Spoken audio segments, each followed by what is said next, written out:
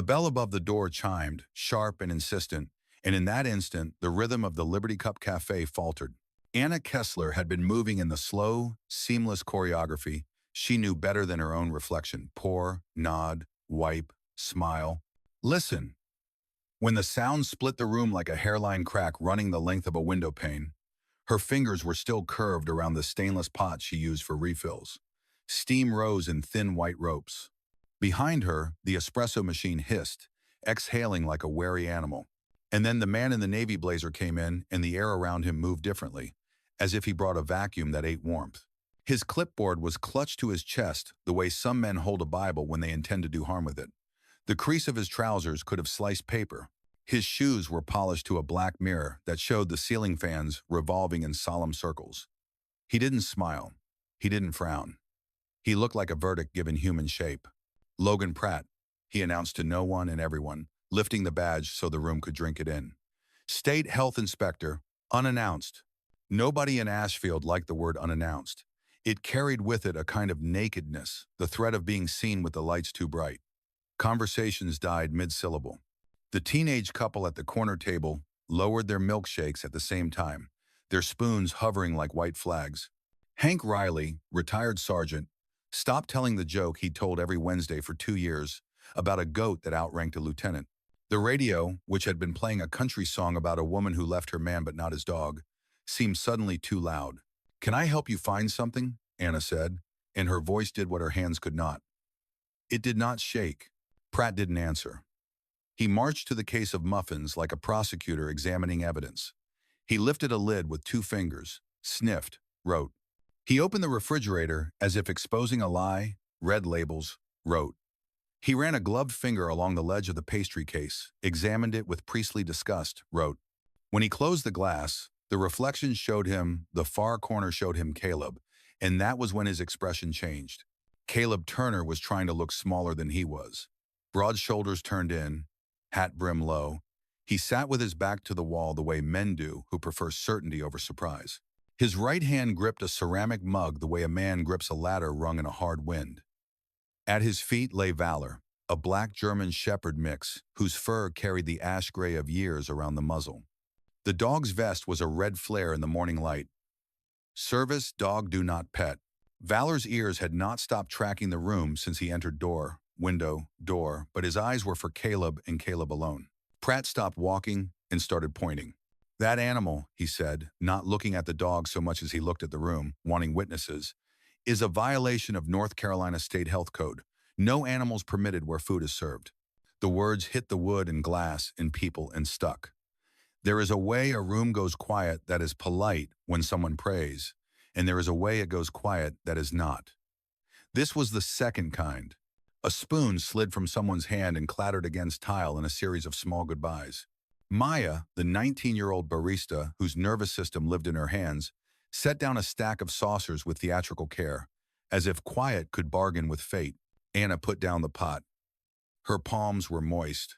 She could feel the place her wedding band used to sit, the ghost of a ring she hadn't worn in 14 years, because you don't wear a ring when they fold a flag into a wedge and press it into your hands. She stepped out from behind the counter and found the inspector's eyes. He's a service animal, she said softly. The law permits his presence here. Pratt's smile, if that's what it was, did not rise to the level of his teeth. I don't care what vest he's wearing, he said, and the sentence made a sound like metal on bone. Animals carry dander, saliva, hair. This is a hazard. Unless you want this cafe shut down right now, that dog goes. Caleb's hand tightened. Porcelain ticked on oak. Valor did not move, but one ear slid backward a fraction, and in the movement was a question. Now? Do we leave now? The old men at the window went still, their eyes sharpening, the way they do when thunderheads gather on a flawless morning. A young mother gathered napkins into her bag as if readying for flight. Anna's father-in-law, Walt, had once told her that there are moments when your whole life stands up inside you and looks around for the door it will choose.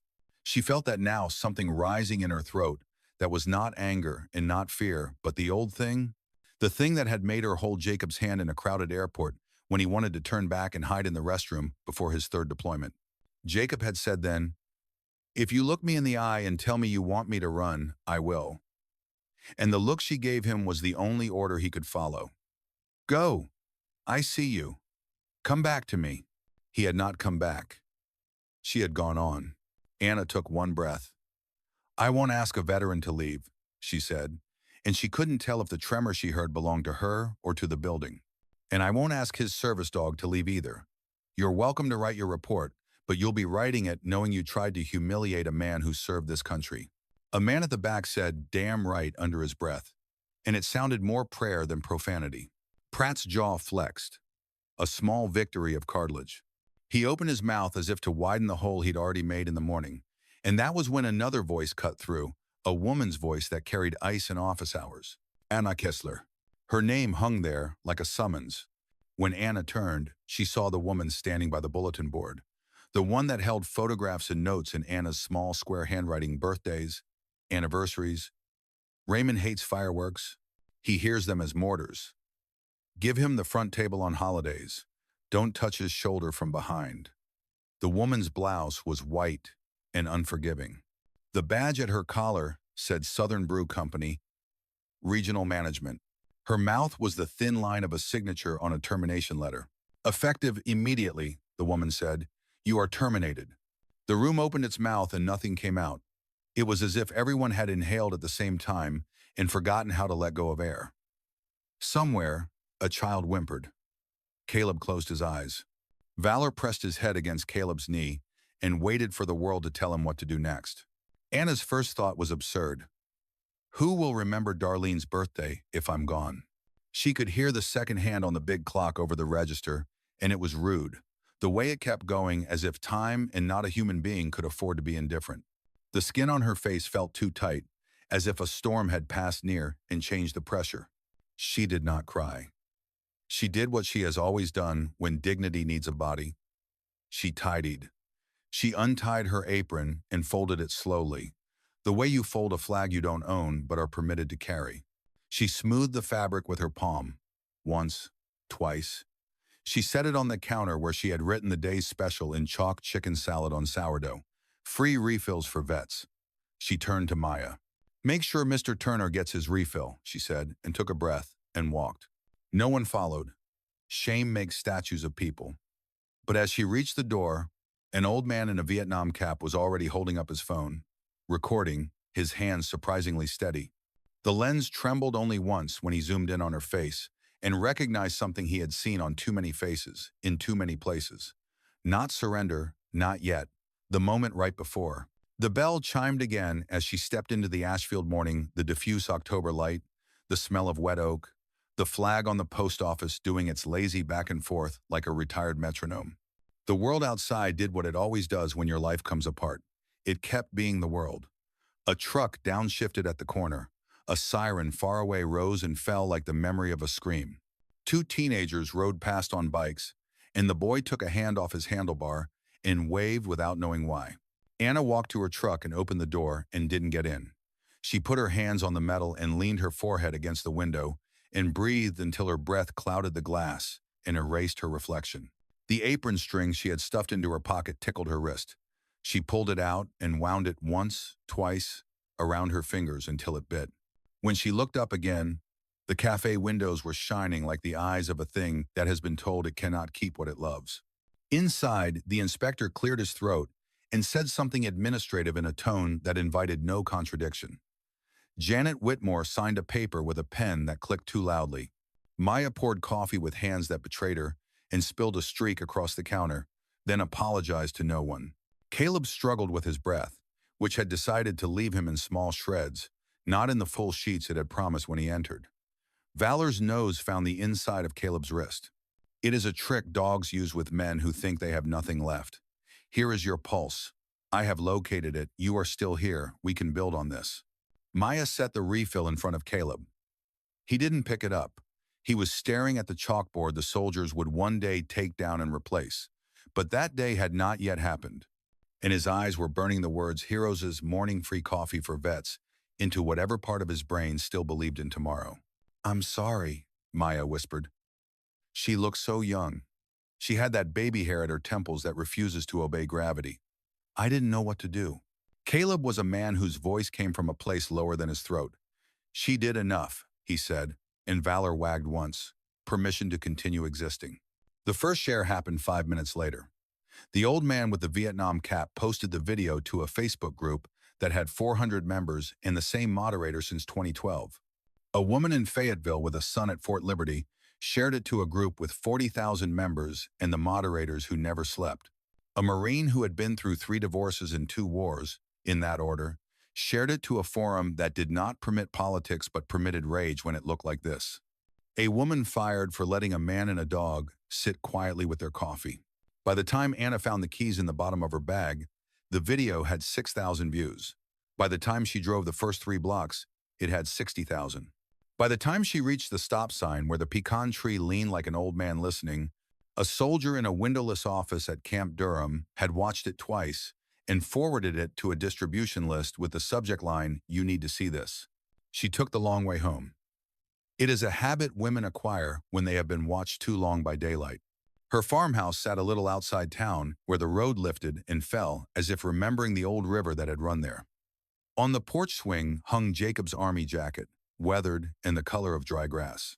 She had tried once to put it away and had lifted it to her face and found the ghost of his smell at the folds, motor oil, cedar, something like rain, and put it back. She parked in the gravel and left the engine off and didn't open the door. The silence inside the cab felt like a church with no service.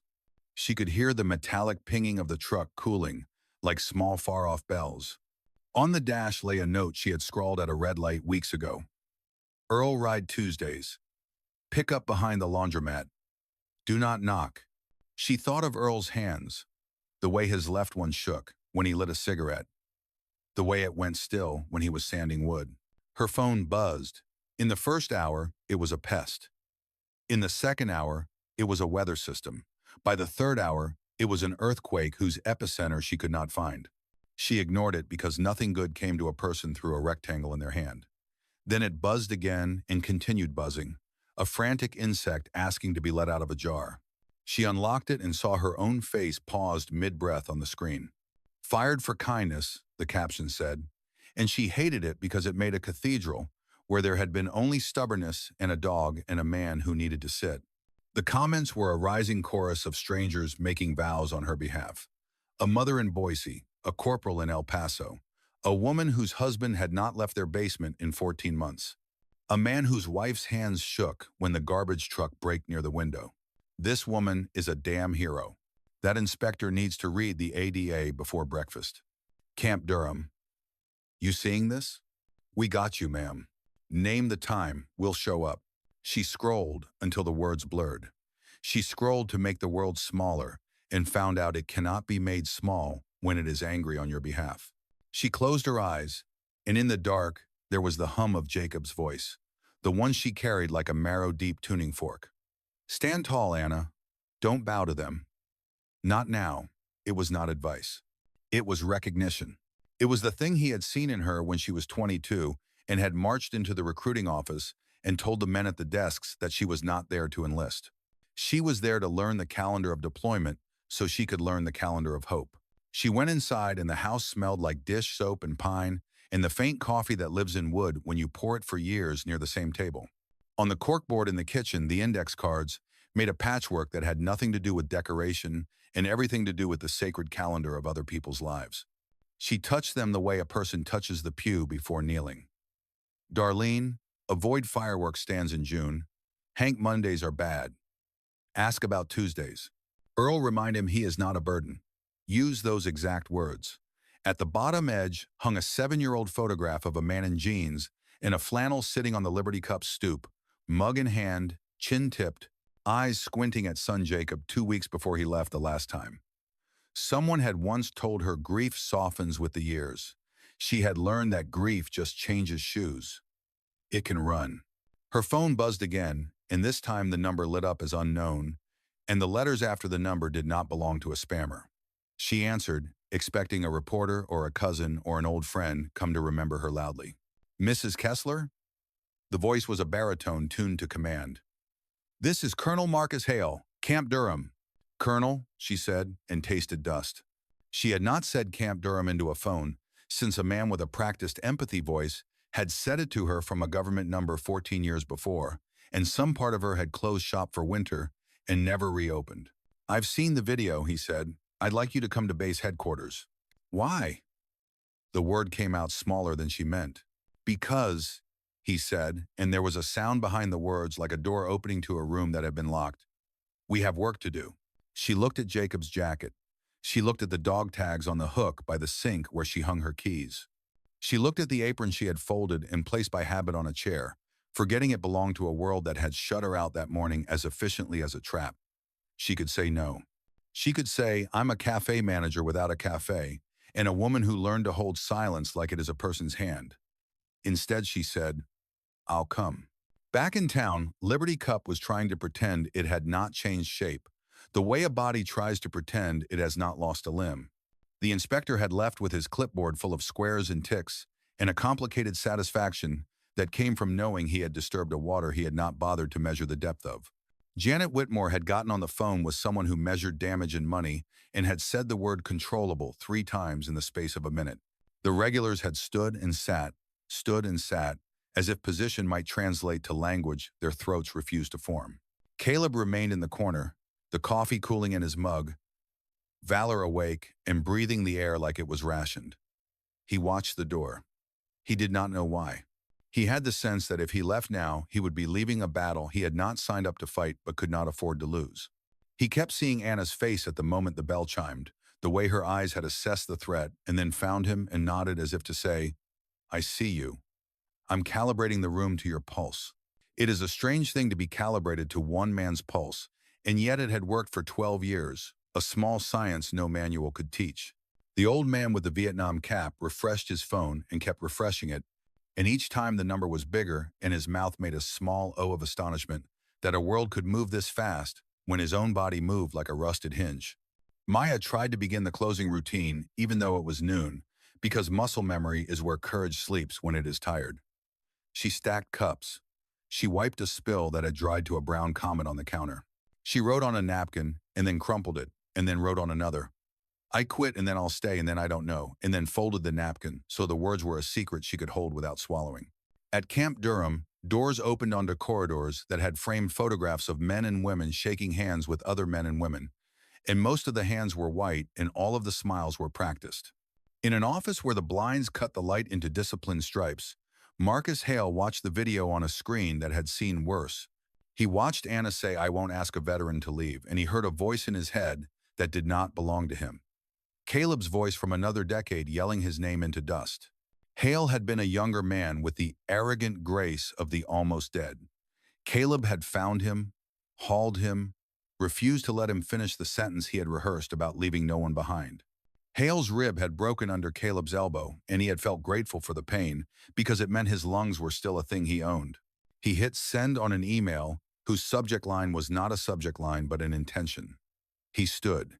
He told his adjutant which vehicles and how many soldiers and what uniform. He said the words "full dress," and the adjutant looked up, because those words are for ceremonies and funerals, not for mornings when a town is minding its manners.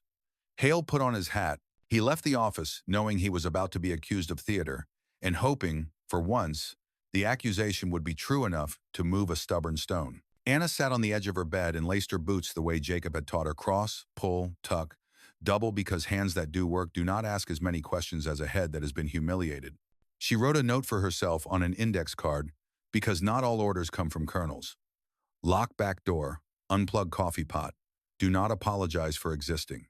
She stood in the doorway of the room where Jacob's shirt still lived in the closet and resisted the animal urge to ask them what to do. On the drive back into town, she noticed everything with the acuity of a person who is bracing.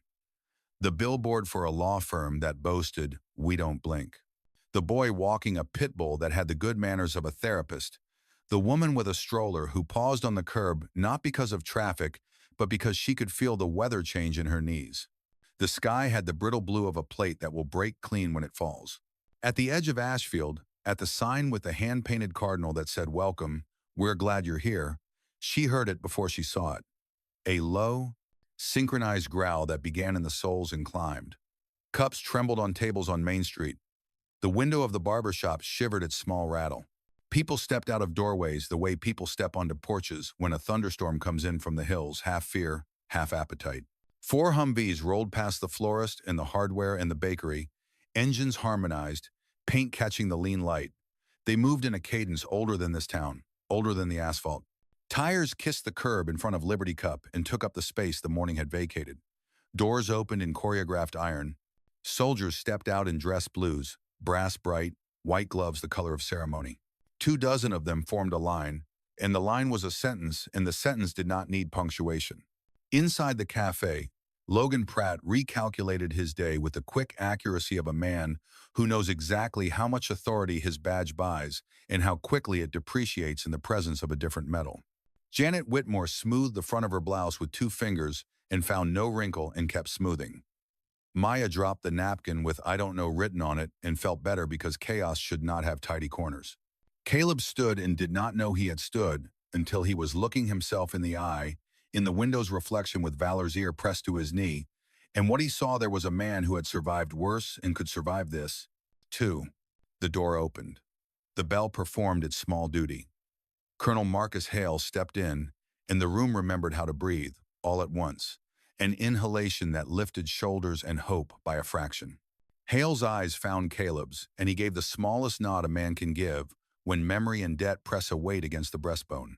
He turned, scanning the faces, searching for one that was not there, and then speaking as if she were.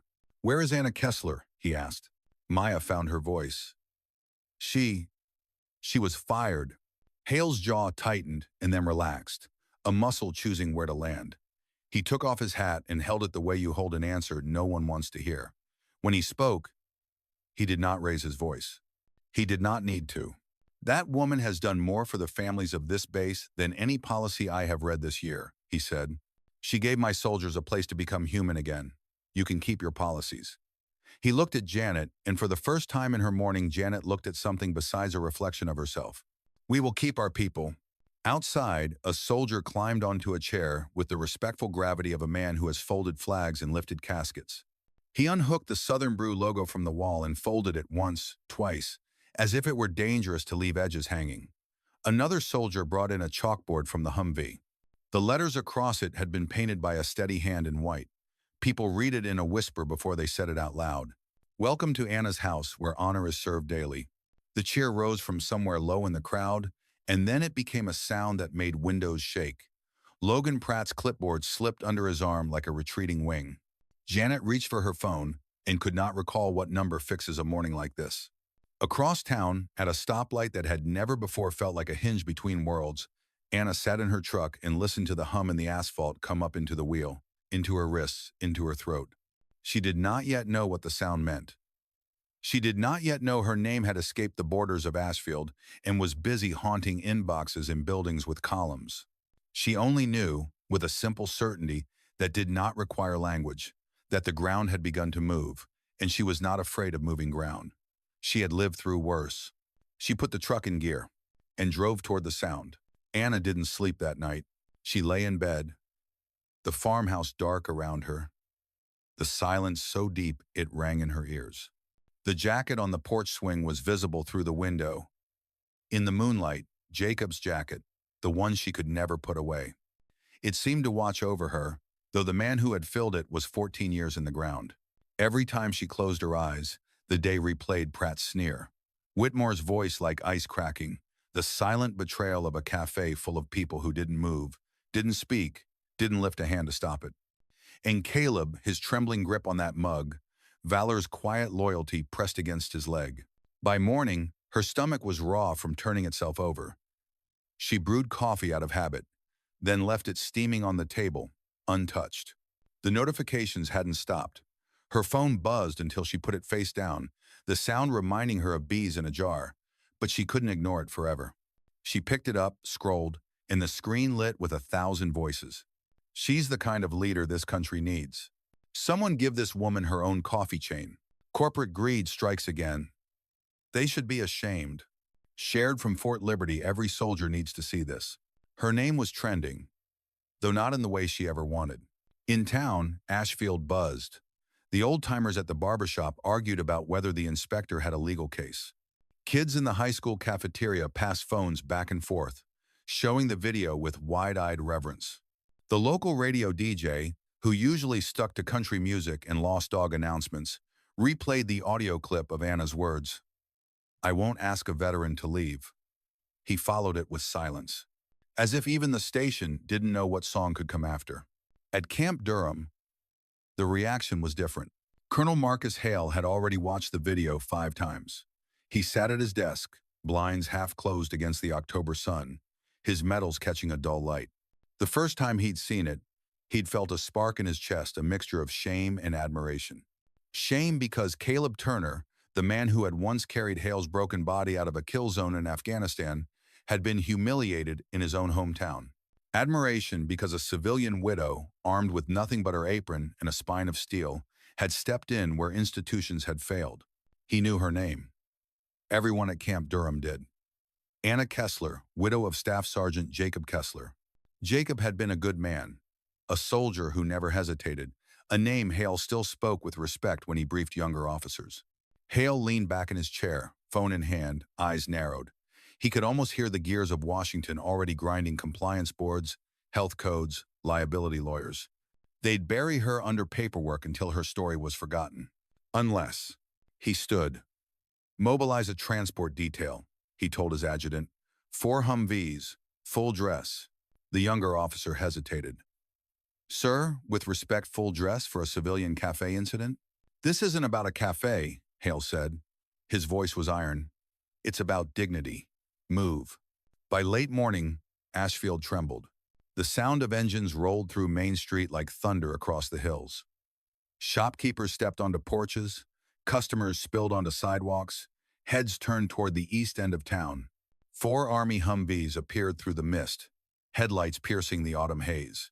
Inside Liberty Cup, silence fell again. Logan Pratt's clipboard drooped in his hand. Janet Whitmore paled 2 shades, her posture shrinking as the first Humvee growled into the lot. Then the door opened, the bell chimed, and Colonel Marcus Hale entered, every step echoing like a drumbeat. The sound reached them before the sight. At first, people thought it was just a semi-grinding gears on Route 19, but this sound was deeper, layered, a rolling thunder that made the cafe windows hum in their frames. Cups on saucers quivered. Forks trembled on plates. A little boy by the window pressed his palms to the glass and whispered, "Mama, what is that?" 4 olive-drab Humvees came into view, engines snarling in harmony, sunlight glinting off windshields. They moved like a single beast, deliberate, unhurried, impossible to ignore. Main Street, with its faded red brick storefronts and peeling awnings, had never seen anything like it. Shops emptied. The barber came outside with a strip of tissue still clinging to his chin. The florist dropped her watering can, chrysanthemums soaking at her feet. The whole town seemed to lean toward the convoy, as if bracing for impact. The Humvees swung into Liberty Cup's lot and sealed it off in a square of steel and discipline. Doors opened in unison. Out stepped soldiers in full Army service uniforms, brass buttons shining like coins in the Sunday. Their white gloves snapped into place. Their boots struck pavement in a rhythm older than this town, older than most of the men watching from the sidewalk. 24 soldiers formed a line along the curb. They did not speak. They did not shift. They stood like a living wall. Inside Liberty Cup, silence turned heavy, like a storm front pressing down. Inspector Logan Pratt clutched his clipboard as though it might shield him, but the edges were damp where his palms sweated. Janet Whitmore pressed her lips thin and smooth, as if she could erase herself into composure. Maya froze by the espresso machine, her young hands trembling against the portafilter. And Caleb Turner, he rose to his feet. The act was unsteady, but it carried the weight of a man who had once hauled broken bodies through sandstorms. Valor pressed against his leg, tail stiff, ears forward. The cafe door swung open. The bell gave its small, fragile chime. Colonel Marcus Hale entered it. He filled the room in a way the inspector never could. His medals and ribbons gleamed, but his presence wasn't in the brass.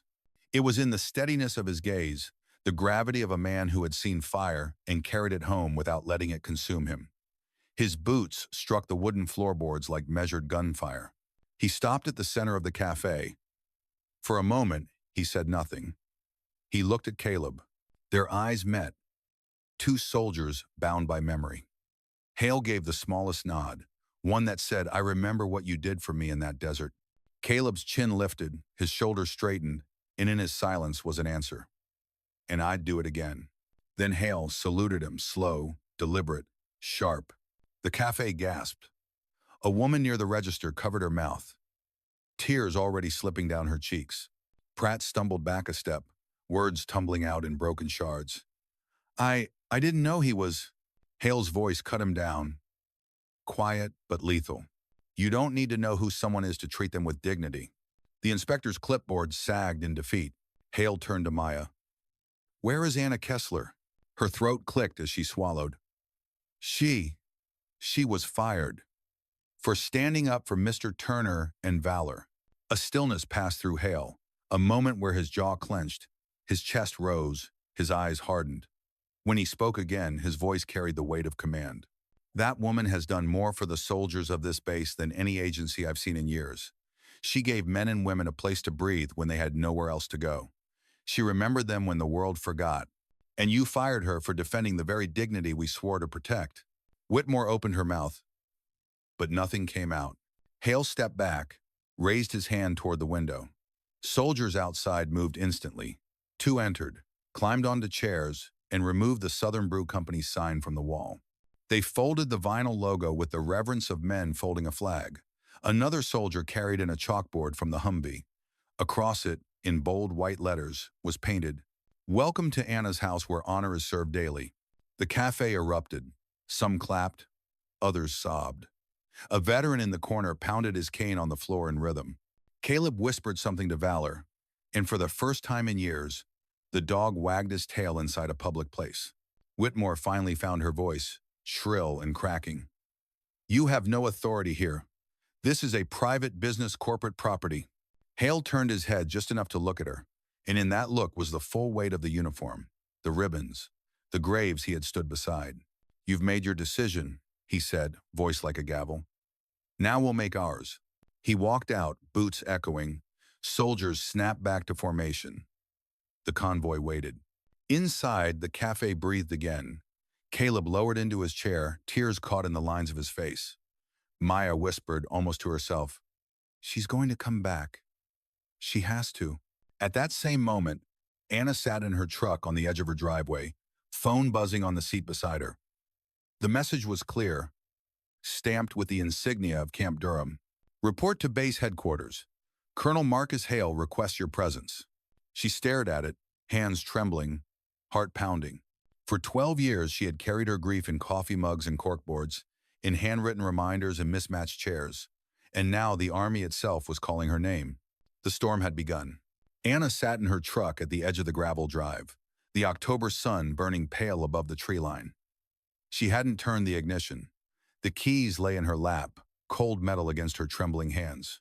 For the past 20 minutes, she just sat there, staring down the road that led back toward Ashfield and, beyond it, Camp Durham. The message on her phone glowed like a flare in the dark. "Report to base headquarters.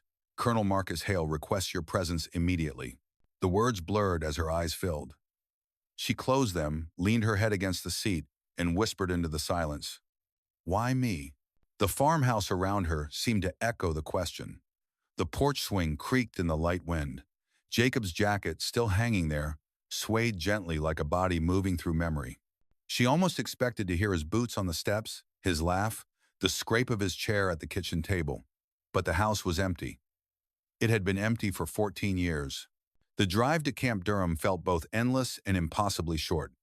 Her tires hummed against the cracked pavement, every curve of the road drawing her closer to the gates she had avoided since Jacob's death.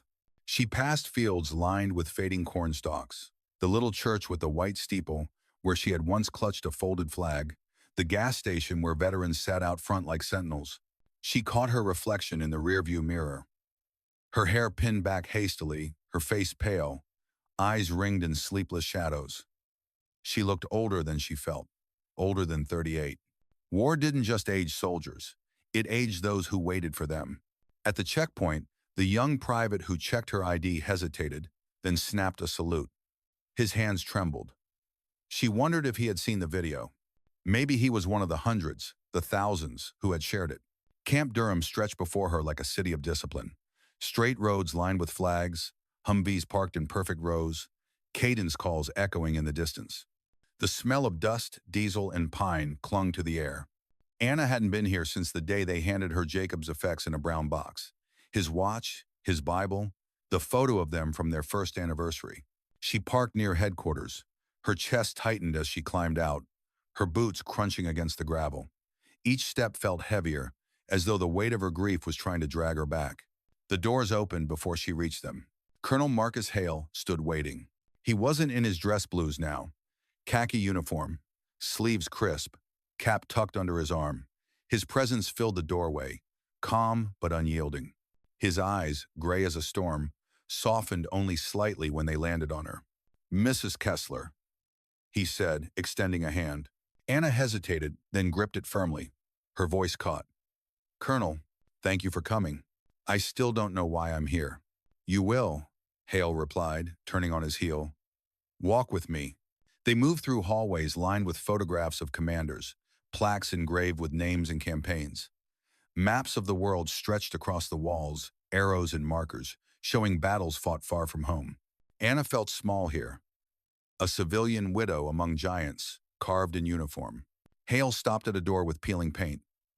The plaque read, "Veteran, Resilience, and Transition Initiative." He pushed it open.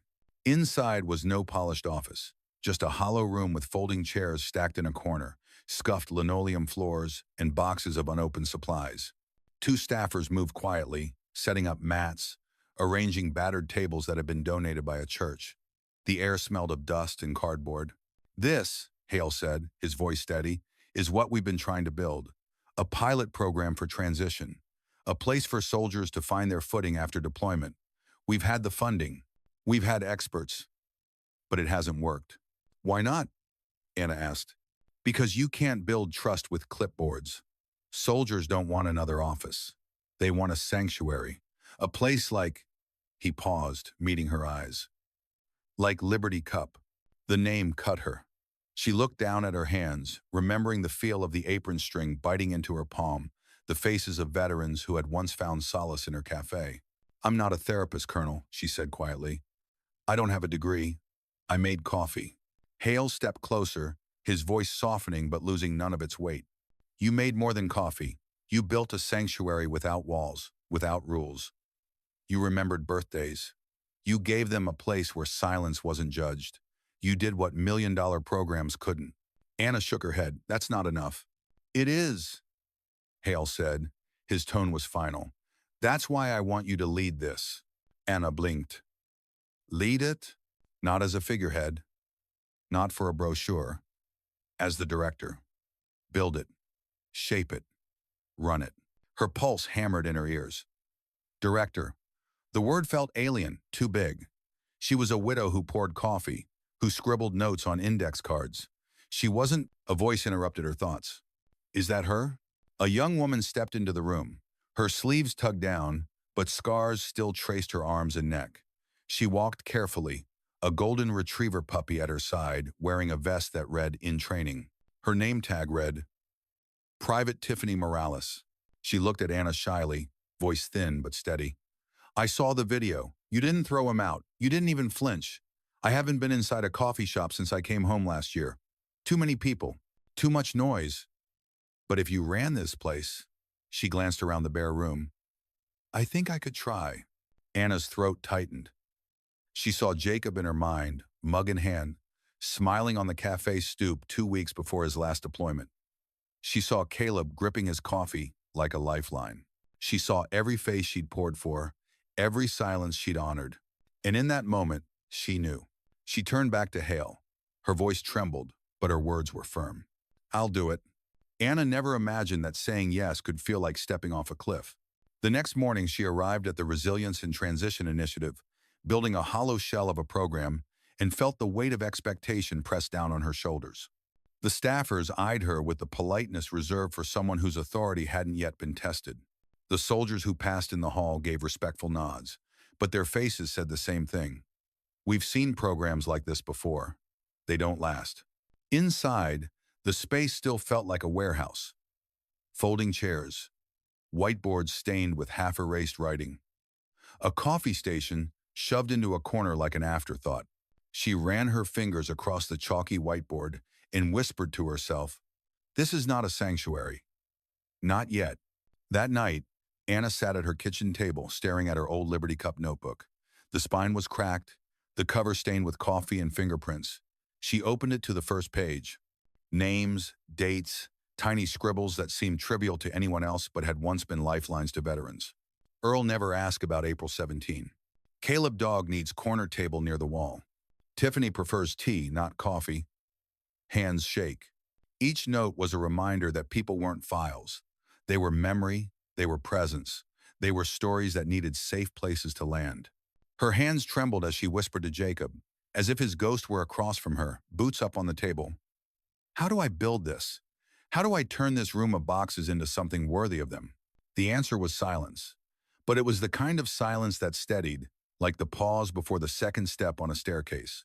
The transformation began slowly, piece by piece. Anna rejected the sterile government furniture. Instead, she called on the community. Walt, her father-in-law, showed up with a truckload of mismatched couches, salvaged from basements and garages. Louise Parker, the retired Army nurse, brought quilts sewn by the Women's Auxiliary, their colors bright against the gray walls. The church down the road donated lamps with warm amber shades. Every object carried history. Every chair was worn in the right places. The quilts smelled faintly of lavender. For the first time, the room began to hum with humanity. Anna insisted on the coffee table being central, not hidden. Ceramic mugs lined the shelves, no paper cups, no disposables. Each mug was different, chipped, mismatched, imperfect. Just like the men and women who would drink from them. She pinned her corkboard near the door and titled it in thick black marker, "To be remembered." On the first day, she wrote down 3 birthdays. By the end of the week, it was cluttered with notes. Rides, anniversaries, deployment dates. It was already becoming a map of belonging. The veterans came slowly at first, shuffling in like they were testing the ground. Caleb Turner was the first through the door, Valor at his side. He gave Anna a nod, the smallest flicker of something in his eyes, trust, perhaps. He settled at a table in the corner, Valor curling under his chair as if he'd always belonged. Later that morning, Tiffany Morales arrived. Her hands shook visibly as she crossed the threshold, clutching the leash of her retriever puppy. She froze when she saw the room filled with strangers. Anna met her halfway, mug in hand. "Tea," Anna said softly, not asking, just knowing. Tiffany's eyes widened, then softened. She took the mug and whispered, "Thanks." By the end of the day, a dozen veterans had come. Some spoke. Some didn't. One man sat silently by the window for 3 hours, staring out at the trees. Another cracked a joke about the couches being older than he was. Laughter rippled, awkward but real. It wasn't perfect, but it was a beginning. Not everyone celebrated. By the second week, Anna received her first anonymous letter. It was shoved under the door, the handwriting jagged. "You're playing with lives you don't understand. Leave this work to professionals." A few days later, another came. "You're a waitress pretending to be a healer. Stop before you hurt someone." Anna sat in her office late that night, the letters spread on her desk like accusations. Her chest ached with doubt. She wasn't a doctor. She wasn't trained. What if they were right? What if she was just a foolish widow who had stumbled into something too big? Her phone buzzed. A text from Maya. "Miss Kessler, I just wanted to say, you did more for Caleb in one morning than all those VA visits combined. Don't stop. Please." Anna stared at the words until her vision blurred. She folded the anonymous letters, shoved them in a drawer, and whispered, "Consistency and courage." Jacob's words. Her compass. 2 weeks in, Colonel Hale visited. He stood in the doorway, arms crossed, taking in the mismatched couches, the quilts, the veterans leaning back with coffee mugs in hand. Tiffany was sketching in her notebook, Valor's head resting on her knee. Caleb was telling a story about a donkey in Iraq, and the room was actually laughing. Hale nodded, the faintest smile tugging his mouth. "You've built this in days. Do you understand how extraordinary this is?" Anna looked around at the room, her heart tightening. It's not extraordinary, she said. It's human. Hale's eyes softened. That's exactly what makes it extraordinary. The third week brought both light and shadow. By day, the Resilient Center glowed with life. Veterans came in and stayed longer than they had planned, sipping coffee or tea, sometimes talking, sometimes silent, but always anchored by the sense that here, they didn't have to wear armor. Tiffany sketched on scrap paper and then on canvases donated by the high school art class, her drawings growing bolder by the day dogs, faces, hands holding mugs, fragments of memories she dared to reclaim. Caleb sat by the window almost every morning, Valor curled under his chair, his silence no longer heavy but steady, as though simply being in this place gave him permission to keep breathing.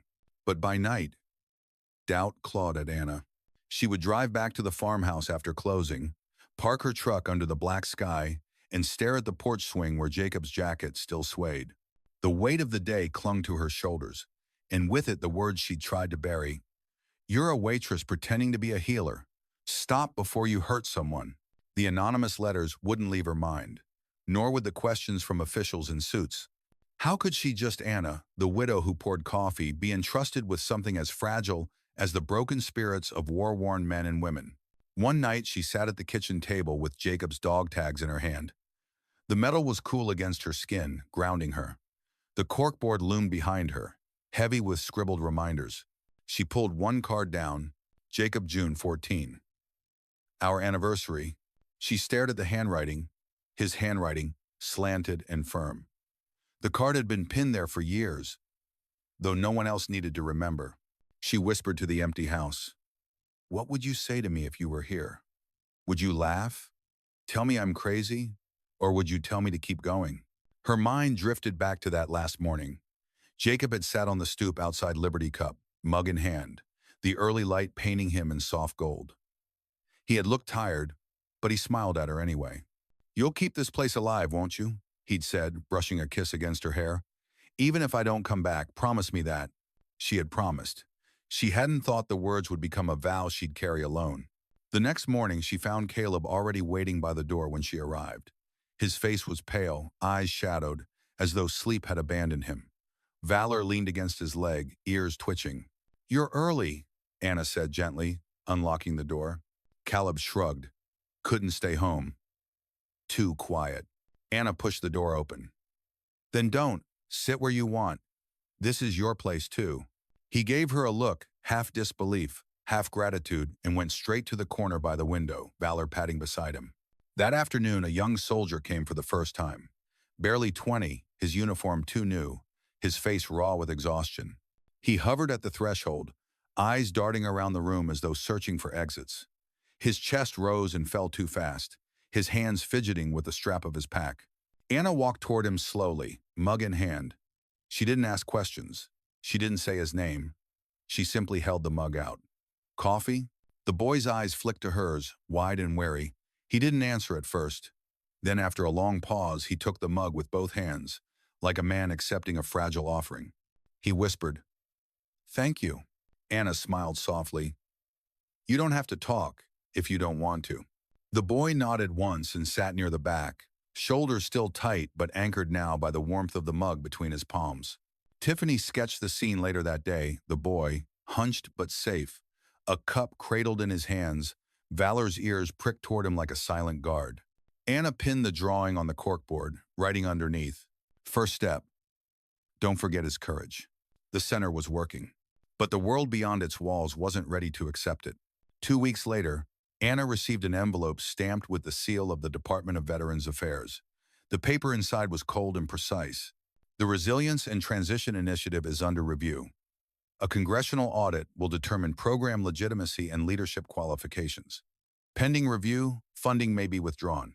Anna sat alone in her office, the letters shaking in her hands. Her throat went dry. The room, so full of life an hour ago, suddenly felt hollow again. She pressed her hands to her face, whispering into the quiet, What if they're right? What if I'm not enough? Her eyes lifted to the corkboard. The notes stared back. Caleb, corner table. Tiffany prefers tea. Don't ask Darlene about Ramadi. Each one a piece of humanity, a stitch in the quilt she had sewn without realizing it. The door creaked. Tiffany peeked in, sketchbook in hand. "Hey," she said softly. "I wanted to show you this." She held out a drawing, Anna, pouring coffee, veterans gathered around her, valor at Caleb's feet. Above it, Tiffany had written in careful script, "She remembered us." Anna's vision blurred. She reached out, touched Tiffany's scarred hand, and whispered, "Thank you." Her fear didn't vanish. But in that moment, it lost its teeth. That night, Anna placed Jacob's photo on her desk. Not the one in uniform. The one on the stoop of Liberty Cup, jeans and flannel, holding a mug, smiling at her as though he could see the whole road ahead.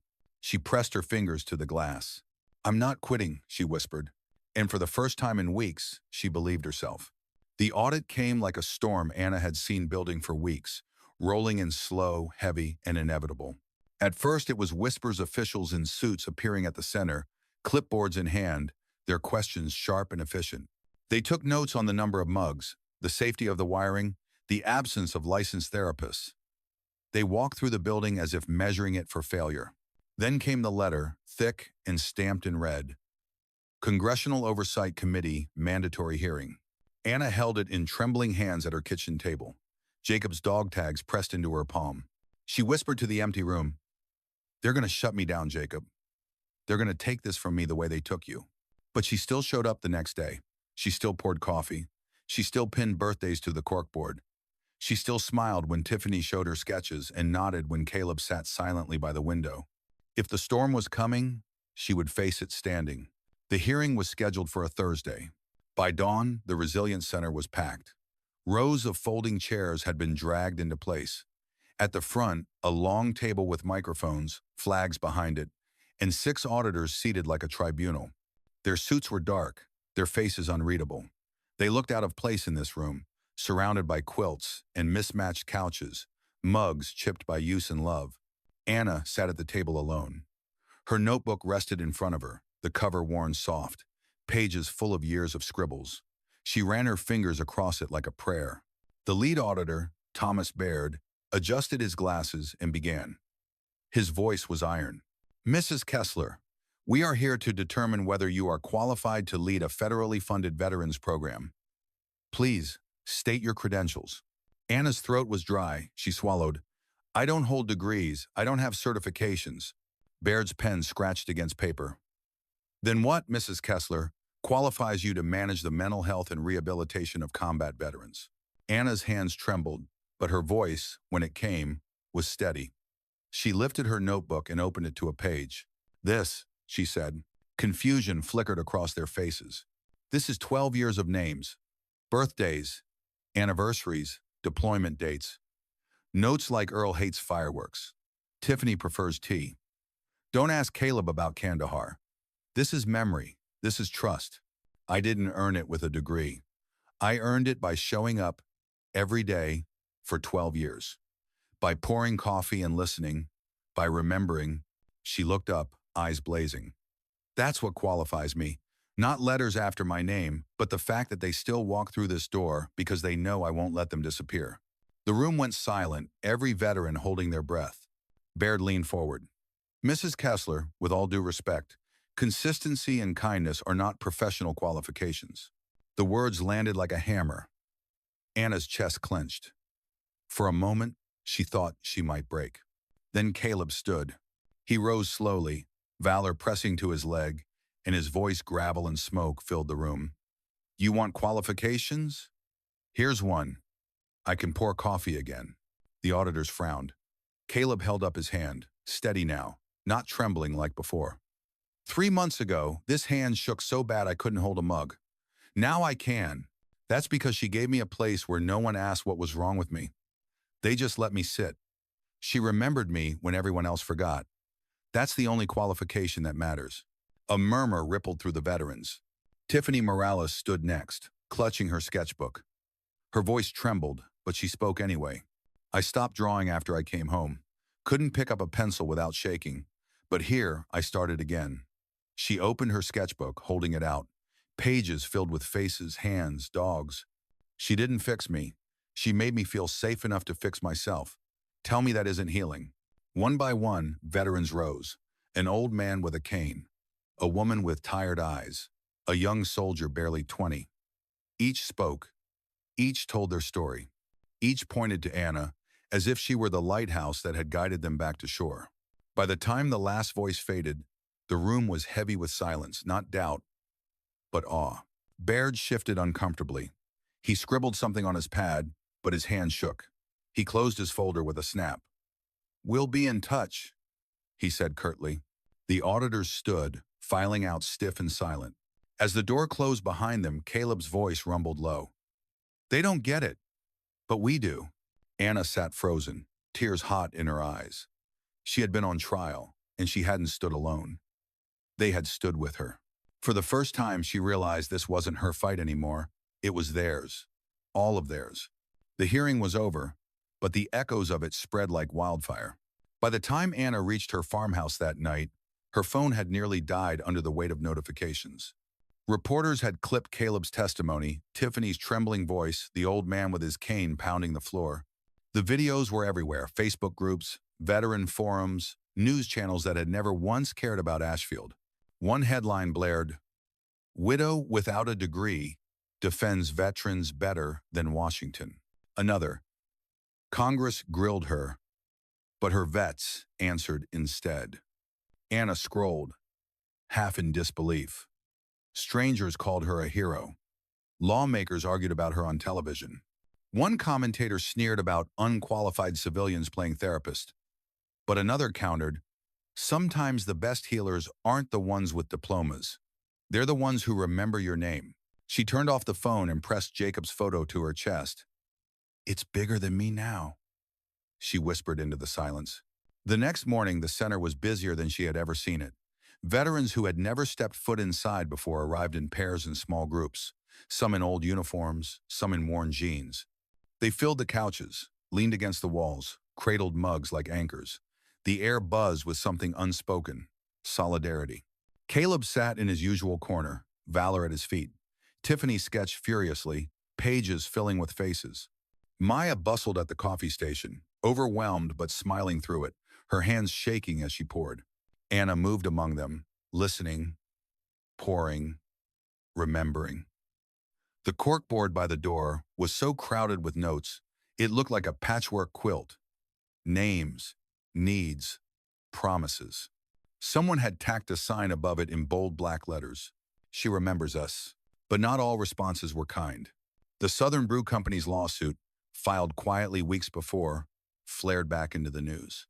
Their lawyers accused Anna of defaming the brand and operating outside her expertise. But every network that covered it showed clips of soldiers defending her, of Tiffany's drawings, of Caleb's hands steady as he lifted his mug. Public opinion shredded the company in hours. By evening, hashtags trended across social media.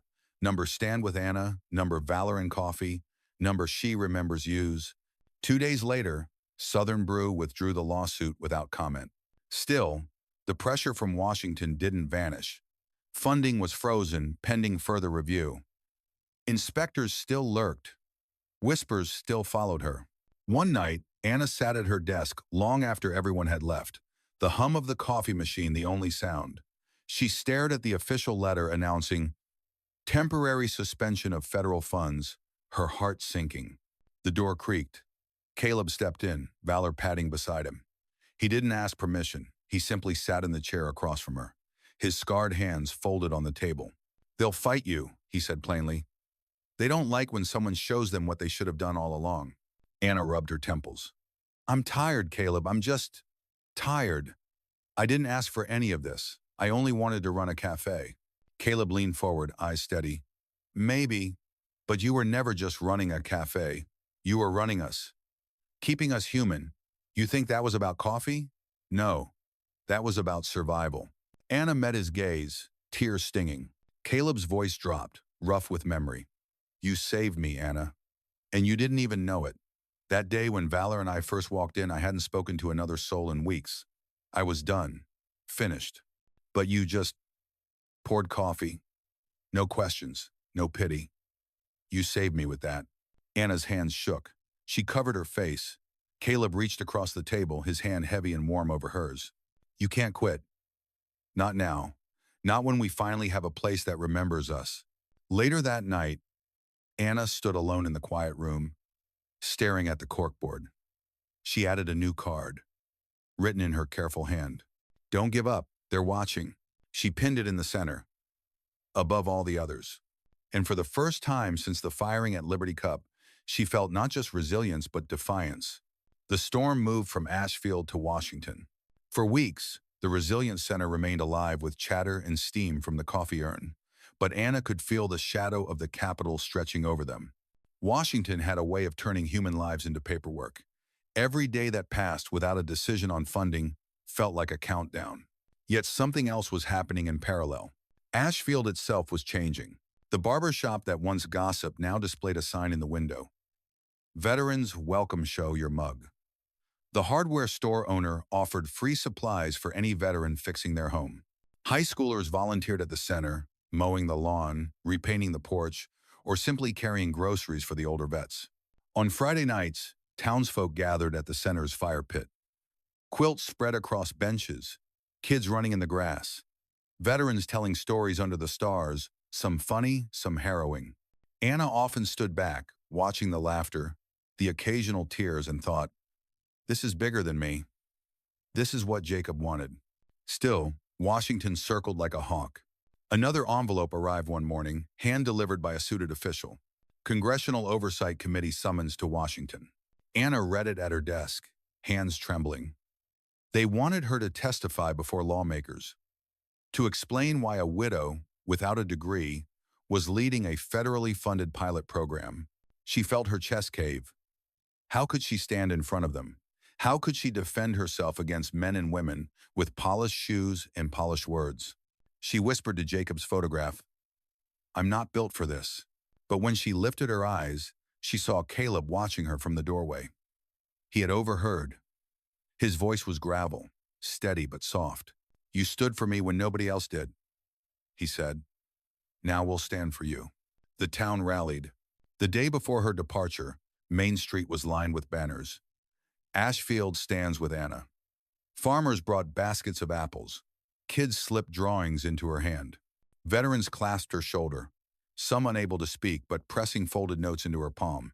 Maya handed her a small box. Inside was the Liberty Cup bell, the one that had chimed every time a customer entered. It belongs to you, Maya said. Take it with you so they remember who you are. Anna closed the lid, her throat tight. When she arrived in Washington, the city loomed in marble and glass. The Capitol dome gleamed like judgment itself. She felt out of place among the suits and briefcases, her blazer worn at the cuffs, Jacob's old watch ticking too loudly on her wrist. Inside the hearing room, lights glared. Cameras clicked. Rows of lawmakers filled the chamber. The seal of the United States hung above them, vast and unblinking. Anna sat at the table, her Liberty Cup notebook in front of her. Her hands shook as she touched it. The chairman cleared his throat. Mrs. Kessler, you are here today because questions remain about your qualifications. Why should Congress entrust you with the care of this nation's veterans? Anna opened her notebook. She didn't read from it. She looked at the room full of strangers and spoke as if she were back at Liberty Cup. I don't have a degree. I don't have certifications. What I have is this 12 years of names, dates, promises. I poured coffee. I listened. And in that space, I watched veterans begin to breathe again. They didn't need to be fixed. They needed to be remembered. She paused, her voice trembling but clear. That's not a qualification on paper, but it's the only one that ever mattered. The chamber went silent. Some leaned forward. Some frowned. Then, from the back of the room, a voice rang out. Gravelly. Sure. She saved me. It was Caleb. He stood tall in his uniform, valor at his side, ribbons gleaming against his chest. Gasps rippled through the crowd as other veterans rose behind him. Tiffany, with her sketchbook clutched to her chest, Earl leaning on his cane, others who had traveled from Ashfield just to be there. One by one, they spoke, voices weaving together into a chorus. She remembered me. She gave me a place to breathe. She kept me alive. The committee room shook with something no gavel could silence. Anna sat frozen, tears streaming. She realized then that this fight was no longer hers alone. It belonged to all of them. The echoes of that hearing did not stay in Washington. They poured out of the Capitol and spilled across the nation like a river freed of its dam. News anchors replayed Caleb's testimony on loop, his scarred hands raised steady in the air as he said, "She saved me." Tiffany's sketch of Anna pouring coffee made front pages, her pencil lines raw and unpolished, but somehow truer than any photograph. Hashtags trended for days.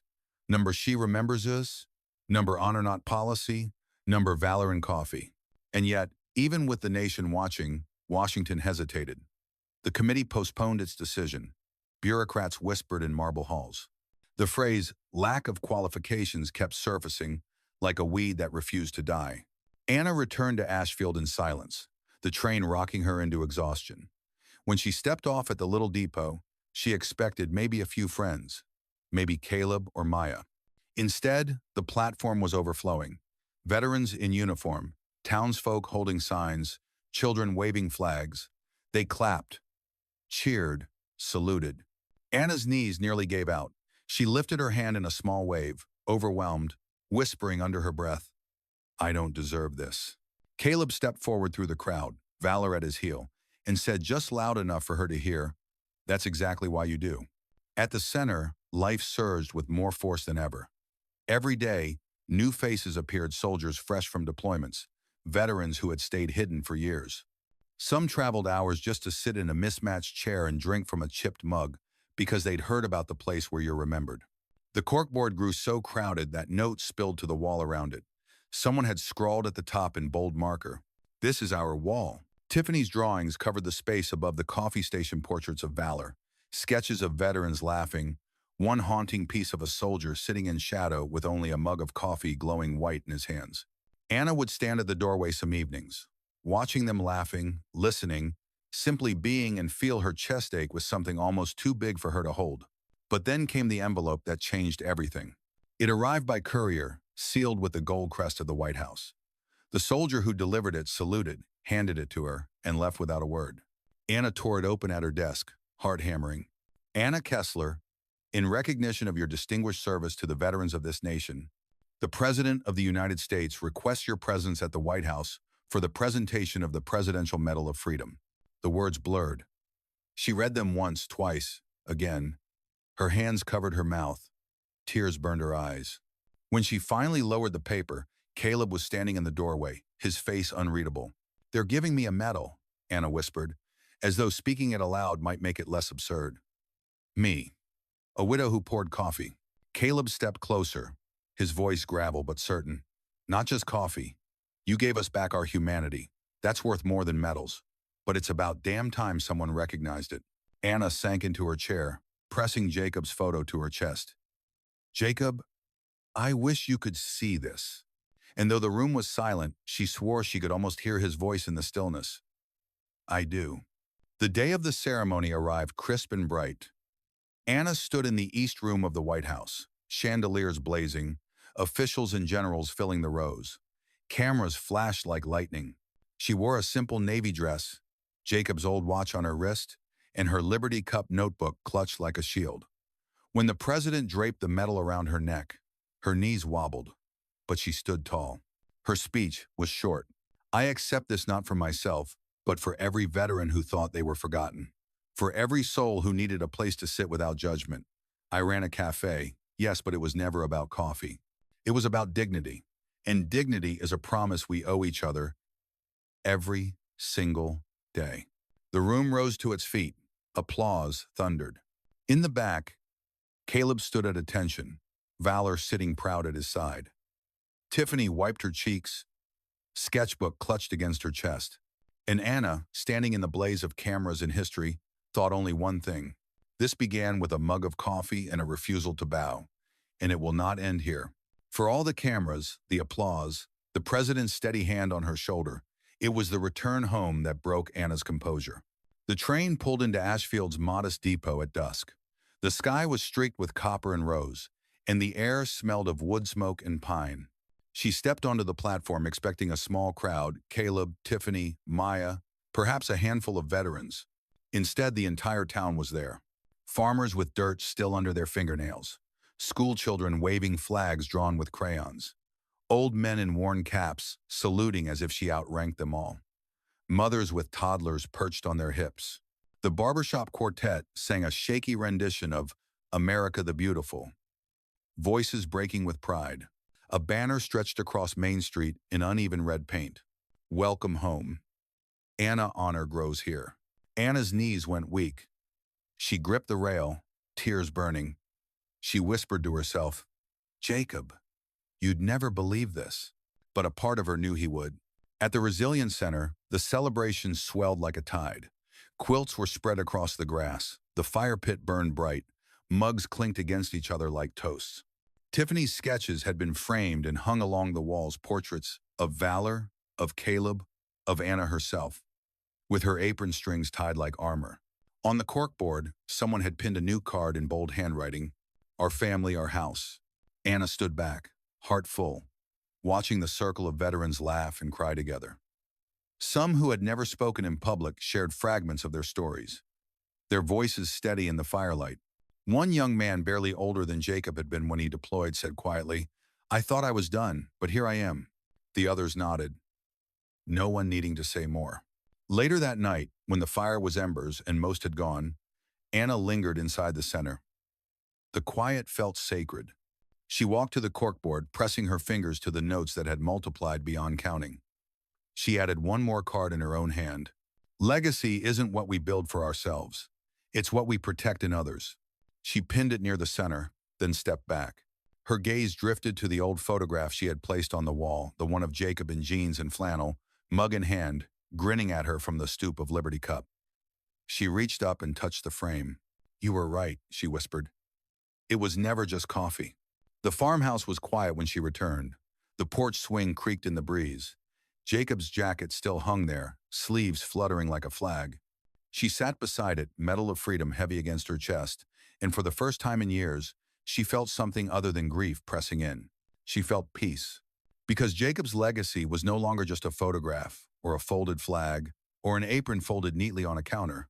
It lived in Caleb's steady hand, in Tiffany's art, in Earl's cane tapping out rhythm at the fire pit, in every note on the corkboard. She wasn't just carrying Jacob's promise anymore. They all were. The following Sunday, the church bells rang at noon.